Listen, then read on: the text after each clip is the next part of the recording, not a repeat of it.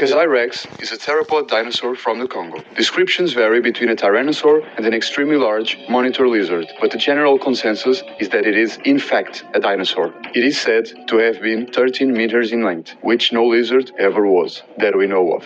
The biggest lizard was Megalania, a 6-meter-long relative of the Komodo dragon that lived in Australia during the Pleistocene. Also, there is this image, a proven fake, of a supposed Kazai rex, which is just a monitor lizard taken from a National Geographic magazine in a time where Photoshop didn't yet exist. Now, with all this giant lizard talk out of the way, we have to try and see the Kazai rex as a theropod. And which theropod could it be? There were no tyrannosaurs in Africa. So, as cool as it would have sounded, it must not be a T-Rex. We will get to that later. The first recorded sighting happened in 1932 and is as follows.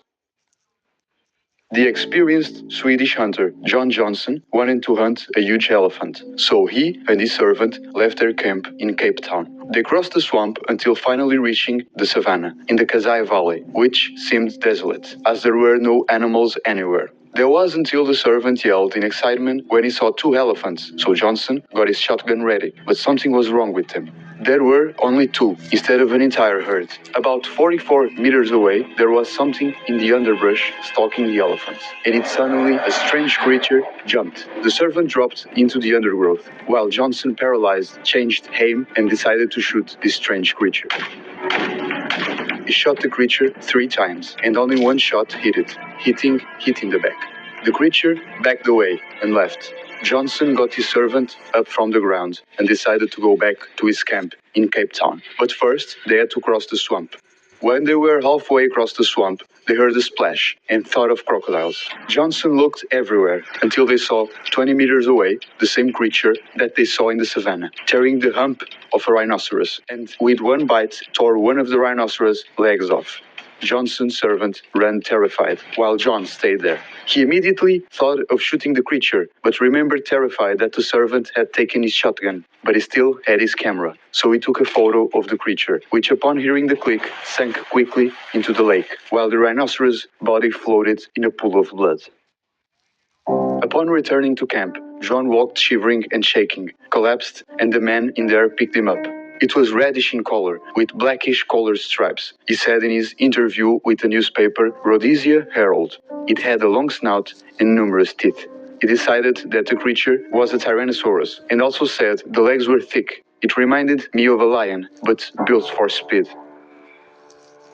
Now, this must be one of the most incredible cryptid sightings, if not the most incredible itself. By being so detailed and realistic, you can see why it captured the attention of so many people across the globe, and why the Kazai rex is still talked about until today. Following the thought of which theropod it may be, we have to keep in mind the large African theropods from the end of the Cretaceous.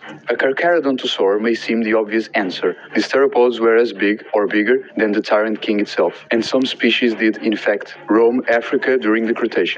Even of Spinosaurus, which was the largest terrestrial predator the world has ever seen, at least as far as we know. But the Carcharodontosaurs died out before the end of the Cretaceous. So, realistically, even if there were to be a small group of dinosaurs to survive the extinction, they would not be among them, because they were already extinct. The obvious contender for the role of the Kazai rex ultimately came to be an Abelisaur, and a giant one at that. Abelisaurs were the top predators in Africa, South America, and some parts of Asia. At the same time, T-Rex was ruling North America. And they were really diverse. The most famous of them all has to be the Carnotaurus, with the long horns on the top of its head, the large size, and weirdly small arms. Spoiler, all Abelisaurs had weirdly small arms, which were probably only used for display. Even so, no Abelisaur close to 13 meters in length has been found, although some fragments and footprints found suggest there could have existed an Abelisaur species bigger than Pycnonemosaurus or Carnotaurus, possibly reaching sizes more along the lines of T-Rex and Carcharodontosaurus.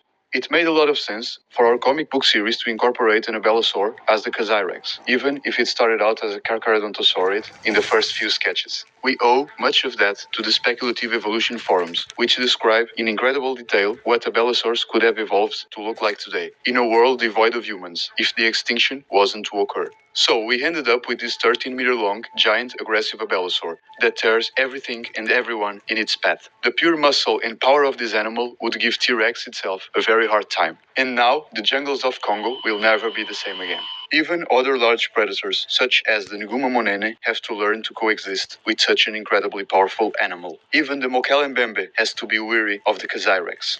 Ultimately, this was not a very hard cryptid to bring to life in our series because of the very detailed descriptions. We just ended up adding some proto-feathers and other details to make it look as accurate as possible. And yes, I know that if an abelisaur were to evolve 66 million years until today, it would probably lose its small arms. But we went with a display approach and even added some feathers on it to make them pop a bit more. The small horns and blackish, thick scales on its snout were conceptualized mostly for defense against each other, as abelisaurs are known to have been cannibalistic, if given the chance. These are more prominent on our male Kazai rex, which didn't yet made an appearance on our published books, but surely will. Kazai rex makes appearances in both Congo, Through the Path of Darkness, and Amelia, A Congo Story.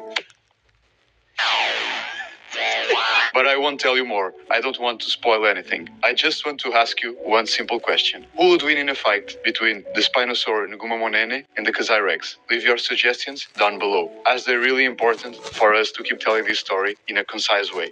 Before I end this video, I just want to thank you all for your support. You have been really receptive of the scripted videos, and this being the last one, for now, we really can't thank you enough. So, thank you for watching. Don't forget to leave a like, subscribe, and activate the bell icon. And until next time.